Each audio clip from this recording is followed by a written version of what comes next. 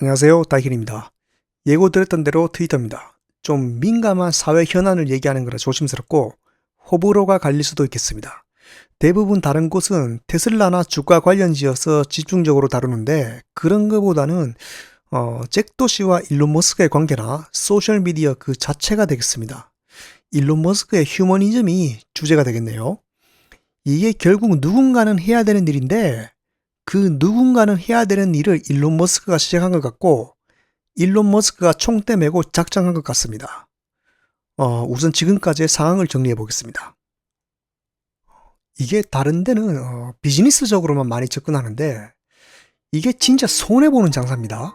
트위터 이거 진짜 지금 이거 시궁창이거든요. 뒤에 자세히 설명드리겠지만 작정하고 소셜하려면 차라리 그냥 새로 파는 게 더 낫습니다. 이 고쳐야 될 게 이게 너무 많습니다. 일론 머스크 본인조차도 인수 목적이 경제와 관련이 없다고 합니다. 이게 진짜 진심인 게요. 트위터 살 돈으로 새로 파는 게 진짜 경제적으로도 이득입니다. 테슬라랑 자기 인지도 이용하면 1억 명은 그냥 따라올걸요.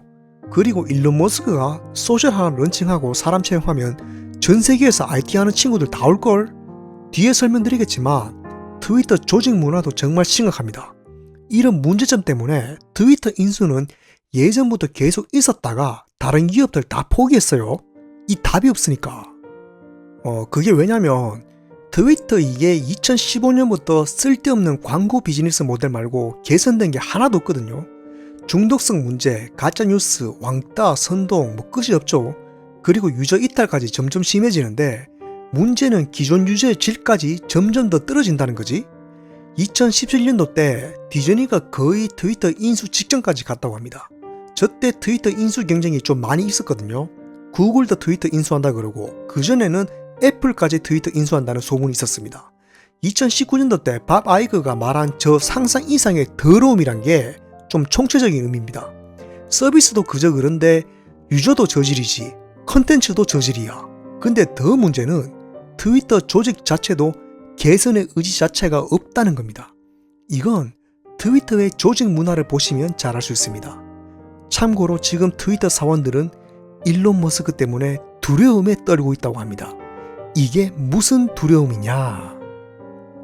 바로 트위터의 문화를 독살시킬까봐 두려워한다는 건데요. 당최 트위터의 문화가 뭐냐? 트위터는 테크 기업 중에서 복지 좋기로 제일 유명합니다. 이게 처음에는 좋았습니다. 사원들의 생산성을 더 높일 수 있다는 거였는데 지금은 병폐가 되어버렸죠. 뭐 진짜 이렇습니다. 출근하고 회사에서 아침 먹고 한두 시간 일하다가 옥상에서 놀고 간식 먹고 점심 2시간 때리고 소파에 앉아서 일 끄적거리고 농구나 탁구 한판 하고 옥상 올라가서 쉬고 뭐 샌프란시스코 날씨 좋거든. 그리고 칼퇴근 뭐 여기 댓글 중 한 개가 이건 사실 내 주말보다 낫다고 하네요. 또 저 엄청나게 긴 점심시간이 트위터에 아직 에디터 버튼이 없는 이유라고 합니다. 뭐 일 안 한다고 비꼬는 거죠. 지금은 재택근무로 돌려서 출근도 안 합니다. 사무실 거의 비어있어요. 일론 머스크가 또 트윗했죠. 샌프란시스코 본사를 노숙자 쉼터로 개조하자고. 92만 표 중에 자그마치 91%나 찬성합니다. 이게 트위터에 대한 현지 시선이에요. 여담인데 제가 2017년도 때 트위터에 조인할 뻔한 적이 있습니다만 이게 일본은 더 심했거든요. 같이 일했다가는 이게 암에 걸릴 것 같아서 건강상의 이유로 그만뒀습니다. 일론 머스크가 설령 인수한다 쳐도 전 세계 트위터 조직 다 뜯어고쳐야 되는데 논리적으로 봐도 그냥 프로젝트 한 개 새로 파는 게 더 빠릅니다. 이건 진짜 비즈니스적으로 보면 진짜 손해입니다. 그럼에도 불구하고 왜 하필 트위터냐? 사실 진짜 배경은 이익보다는 일론 머스크와 잭도 씨의 개인적인 관계 그리고 트위터의 창립 배경이 가지는 상징적인 의미와 더 관련이 깊지 않을까 합니다. 갑작스럽게 보이는 일론 머스크의 적대적 인수는 사실 수년에 걸친 계획된 소셜개혁의 시작에 불과합니다. 우선 이것을 이해하기 위해서는 초기 트위터를 살펴볼 필요가 있겠습니다. 여기서 시간을 2012년으로 되돌려 보겠습니다.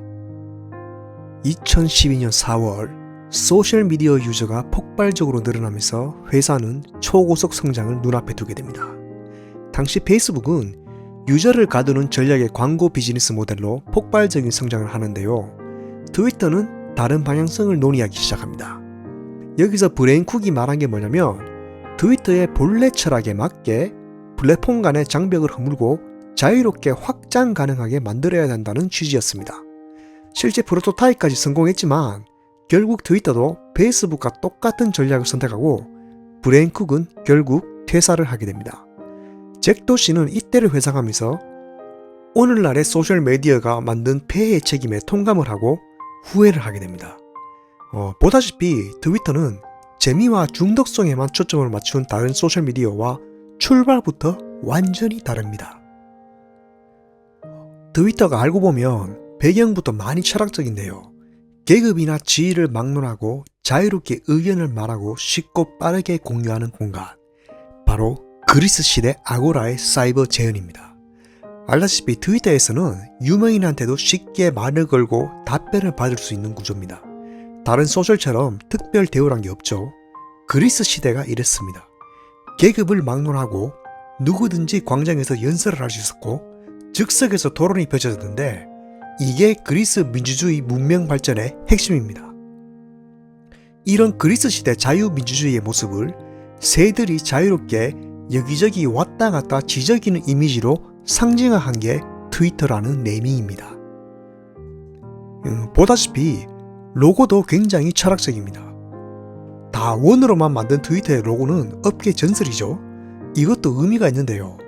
유저들의 아이디어가 끊임없이 이어지고 비상하는 새로 형상화된다는 말입니다. 여기서 자유, 희망, 끝없는 가능성을 나타내는 파랑새가 바로 자유민주주의의 상징이라는 겁니다.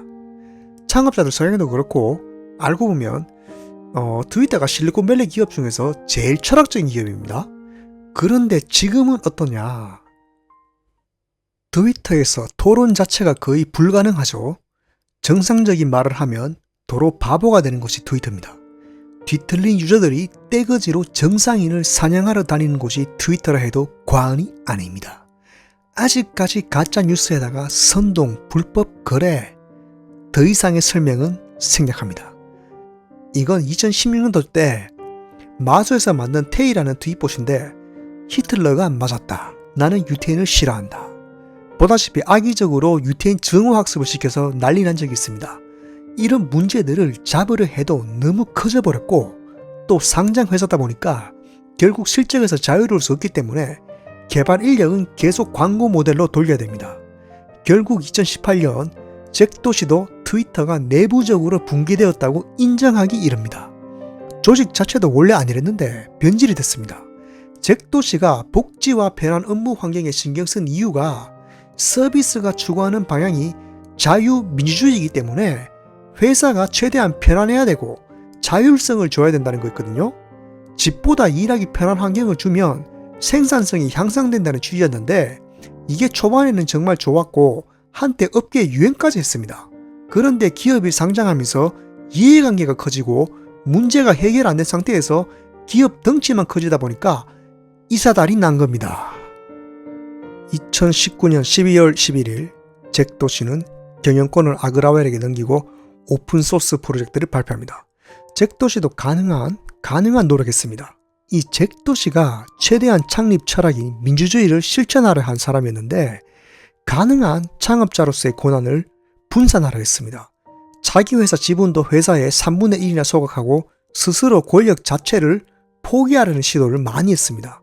취지는 정말 좋았는데 회사가 너무 거대해지고 이해관계가 너무 많이 얽히면서 오히려 추구하고자 하는 걸 못하게 되는 역설적인 상황이 발생하는 겁니다.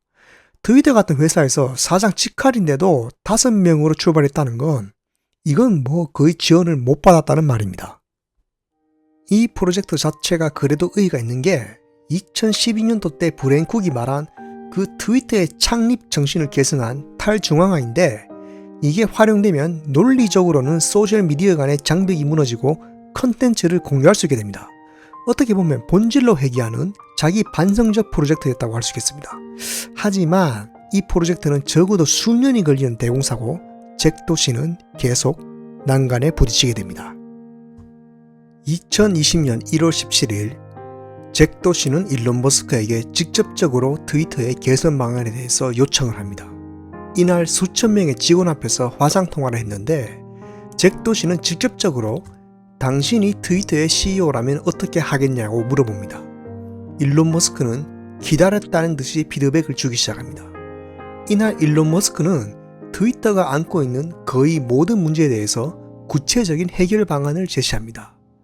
실리콘밸리에서 잭 도시와 일론 머스크 사이를 브로맨스라고 합니다만 이 이벤트가 단발성이 아니라 사실 이 둘 사이는 오래전부터 트위터와 민주주의에 대해서 깊은 교감을 나눈 것으로 보입니다. 2016년부터 잭 도시가 지속적으로 강조하는 것이 일론 머스크가 트위터의 본질을 안다는 칭찬입니다. 일론 머스크도 계속 잭 도시를 지지해 왔는데요. 2020년 3월 엘리엇 매니지먼트가 트위터의 대규모 지분을 사들이고 잭 도시에게 사퇴 압력을 넣습니다. 이때 일론 머스크는 공식적으로 잭 도시가 좋은 마음을 가졌다고 하면서 지지를 합니다. 2020년 7월 일론 머스크가 계정을 해킹당했을 때는 잭 도시에게 개인적으로 전화까지 했다고 합니다. 2021년 7월 22일 잭 도시는 일론 머스크를 비트코인 이벤트에 초대하는데 보시면 흔쾌히 그래 한번 해보자 한 걸 알 수 있습니다. 친하게 보이죠? 잭 도시가 비트코인에 올인하게 된 이유가 있는데 트위터에서 여러가지 한계를 겪으면서 결국 탈중앙화하지 않는 이상 아무 소용도 없다는 걸 깨달았기 때문입니다. 비트코인에 인생을 바친다라고 했는데 비트코인이야말로 기업 이익 논리에 대항할 수 있는 유일한 수단이라고 생각했던 겁니다. 사실상 잭 도시는 아나키스트에 가깝습니다만 탈중앙화에 대한 생각은 일론 머스크와 똑같습니다. 여기서 탈중앙화라는 개념이 민주주의와 일맥상통하면서 일론 머스크와도 사상적으로 통하게 되는 거죠. 2021년 11월 30일 잭 도시는 결국 트위터 CEO를 사임하게 됩니다. 사실 이건 이사회의 압력 속에 예정된 사임이었습니다. 이 잭 도시가 사임서에서 말한 게 어떻게 보면 저커버그를 비판하는 걸 수도 있는데 무슨 말이냐면 중앙집중체제의 소셜 권력을 가능한 분산시키려 노력했다는 말입니다. 일론 머스크도 저커버그를 태양왕이라고 비꼬면서 중앙집중형 소셜을 비판한 것에 주목할 필요가 있습니다. 잭 도시가 실리콘밸리에서 굉장히 양심적인 인물인데요. 소셜기업 창업자 중에서 소셜의 중앙집중화를 비판하고 인정한 유일한 사람입니다. 트위터가 성장을 멈춘 게 이사회는 계속 페이스북같이 중앙집중화를 가두려 하고 잭 도시는 또 그걸 가능한 분산시키려 하다 보니까 결국 이것도 저것도 아니게 되고 문제만 더 커지게 된 꼴입니다. 아무튼 이 두 사람의 교집합은 탈중앙화입니다. 일론 머스크가 트위터를 인수해서 하려고 하는 건 사실 2012년 당시 트위터 창립 멤버들이 하고자 했던 민주주의 정신을 그대로 계승한 겁니다. 잭 도시가 2019년도부터 해오던 블루스카이 프로젝트하고도 연장선상에 있는 거예요. 여기서 분명히 해야 되는 건 이 두 사람이 추구하는 게 웹3가 아닙니다. 두 사람은 똑같이 웹3를 비판하고 부정합니다. 웹3가 왜 말이 안 되냐면 이게 벤처 캐피탈에 개입하면서 현재 달러 중심의 자본주의 메커니즘을 그대로 따라가 버리게 됩니다. 그러니까 벤처 캐피탈이 개입하면 결국 상장 같은 건 안 할 수가 없는 구조거든요. 웃긴 게 탈중앙화된 화폐를 쓰면서 현재 중앙 집중 형태의 달러 중심 주식시장에 종속돼 버리는 모순이 생겨버리는 겁니다. 이 두 사람이 말하는 건 자본주의 자체를 부정하는 게 아니라 달러가 기축통화가 되는 한 모순이 생길 수밖에 없고 부작용은 고칠 수 없다는 겁니다. 아무튼 이건 일론 머스크와 잭 도시가 오래전부터 구상하던 소셜 개혁의 시작입니다. 누군가는 해야 되는 일인데 소셜 민주주의부터 우선 부활시켜야 됩니다. 이 아그라왈은 사실상 바지사장이나 마찬가지입니다. 인터넷 민주주의의 상징으로 출발한 트위터를 부활시키는 것은 가치가 있습니다. 하지만 이걸 뜯어고치고 부활시키는 것은 굉장히 힘든 미션입니다. 잭도시의 못다한 탈중앙화 소셜 민주주의의 과업을 이을 단 한 사람이 존재한다면 그건 바로 일론 머스크 단 한 사람뿐입니다. 트위터의 잠재력을 봉인 해제하겠다는 일론 머스크. 트위터에는 어떤 잠재력이 있고 과연 부활이 가능한가? 이미 말씀드렸다시피 트위터의 창립 철학은 인터넷 민주주의의 상징 그 자체입니다. 이걸 부활시켜서 탈중앙화하고 권력을 유저한테 돌려주는 과정이 타 경쟁사는 따라할 수 없는 스토리가 됩니다. 제 영상 계속 보신 분들은 아시겠지만 이 스토리의 힘이 기술보다 더 거대합니다. 이건 따라할 수가 없는 겁니다. 페이스북이나 인스타는 이미 너무 거대하고 복잡해서 탈중앙화하고 싶어도 못하거든요. 근데 일론 머스크가 트위터로 탈중앙화를 성공하고 민주주의까지 부활시킨다. 이러면 페이스북 유저까지 트위터로 다 흡수할 수 있습니다. 그리고 그 스토리를 구현할 수 있는 점이 바로 진짜 트위터의 잠재력입니다. 이런 서비스는 기술 경쟁이 아니라 명분 싸움이에요. 인수해도 조직도 갈아엎어야 되고 적자 경영이 되겠지만 그만큼 가치가 있어요. 반면에 소셜을 새로 판다면 스토리 빌딩도 처음부터 새로 하고 경쟁까지 해야겠죠. 이미 트위터에는 돈으로도 살 수 없는 철학과 스토리가 있습니다. 자, 그러면 기술적으로 트위터가 개조가 가능한지 봐야 되는데 이게 또 트위터는 복잡한 구조가 아니에요. 이걸 일론 머스크가 오픈소스화 하자는 거 다 논리적 근거가 있는 말입니다. 여기 잭도시도 동의하고 리트윗한 거 다 알고 계시죠? 페이스북 같은 건 오픈소스로 풀어도 손댈 수가 없는 구조입니다. 반면에 트위터는 컨셉에 맞게 확장성 있게 설계된 데다가 사악의 트래픽까지 가지고 있어요. 이걸 깃허브에 올리자는 말은 진짜 휴머니즘적 발상입니다. 간단히 말해서 깃허브이 뭐냐면요, 프로젝트 소스 코드를 공유하고 조금씩 수정 보완하면서 같이 만드는 클라우드 툴입니다. 또 이 절차가 굉장히 민주적이거든요. 누가 하나 소스 코드의 문제점이나 개선점 발견하고 소스를 고치면 바로 반영이 되는 게 아니라 관련 멤버들도 확인하고 동의를 하면 반영이 되는 그런 구조입니다. 또 소스 한 줄이라도 고치면 고친 기록이 그대로 남습니다. 이 깃허브 오픈소스란 게 전 세계 개발자가 조금씩 살을 붙여 나가면서 더 좋은 걸 만드는 그런 형태인데 이해관계 같은 게 전혀 없이 그냥 순수하게 서로 도움 주고받는 그런 취지입니다. 말 그대로 이 개발자 생태계가 민주주의 그 자체입니다. 그러니까 이게 트위터 컨셉하고도 맞아떨어지고 트위터 알고리즘을 여기 올리면 농띠 피우는 트위터 사원들 다 잘라도 알아서 좋은 일을 하겠다는 개발자들 넘쳐나게 돼 있습니다. 이게 또 자기 코드가 쓰이면 기록에 남기 때문에 개인 포트폴리오가 될 수도 있습니다. 그러니까 가짜뉴스나 트롤링 바로 잡아내는 알고리즘 개선도 되고 개발자들은 자기 경력도 돼, 소셜도 깔끔해져. 이거 궁극의 윈윈 사이클이 될 수도 있는 겁니다. 아까 말했다시피 다른 소셜은 깃허브에 올려도 이게 불가능한데 트윗은 되는 구조예요. 그런 게 되게끔 트위터는 이때까지 잘 지켜왔어요. 유저가 아무리 많아도 공사가 안 되면 의미가 없는데 이런 개조가 쉬운 구조에 이미 4억의 유저까지 가진 건 확장 잠재력이 진짜 엄청난 겁니다. 바로 이 때문에 회사를 비상장으로 돌려야 된다는 겁니다. 오픈소스 프로젝트를 돌리고 실험하는 상태에서 기존 경영 논리가 간섭하면 안 되거든요. 또 힌트가 있는데 일론 머스크가 트위터 블루를 도지코인으로 결제하자고 제안한 걸 봐도 비상장의 배경을 추적할 수 있습니다. 지금 트위터가 중앙 집중형 서버를 두는 큰 이유 중에 하나가 광고 비즈니스 모델 때문입니다. 아직도 유저 데이터를 수집해서 타겟 광고를 하는 건데 이게 인수가 되면 없어질 걸로 보입니다. 이렇게 되면 구독이나 소액 결제 서비스가 메인이 될 건데 이 말은 완전 암호화폐 서비스로 이행할 확률이 꽤 높습니다. 완전 탈중앙화가 되려면 비즈니스 모델까지 탈중앙화가 돼야 됩니다. 그런데 트위터 안에서 경제가 암호화폐로 돌게 되는데 이게 달러로 계산되는 주식시장에 종속이 돼버리면 모순이 발생하게 됩니다. 간단히 말하면 여기서 나오는 경제는 완전히 신식인데 옛날 방식인 주식시장에 끼어 맞춰 나가야 되니까 상장을 하면 안 되는 겁니다. 그러니까 일론 머스크가 말한 비상장 유지는 독점을 위해서가 아니라 필수적인 전략에 가깝다고 할 수 있겠습니다. 또 암호화폐 경제가 안에서 돌려면 우선 트위터가 신뢰받는 플랫폼이 돼야 됩니다. 돈이 왜 돈입니까? 돈은 사실 추상적 개념이고 화폐 그 자체는 그냥 인쇄물에 불과합니다. 돈이 힘을 가지는 이유는 사회적으로 동의했기 때문이고 달러가 기축통화인 이유는 미국이 세계 1등이라고 동의했기 때문입니다. 그리고 동의는 신뢰에 의해서 형성됩니다. 트위터가 신뢰받는 플랫폼이 되고 안에서 암호화폐 경제가 돌면 당연히 동의가 생기게 되고요.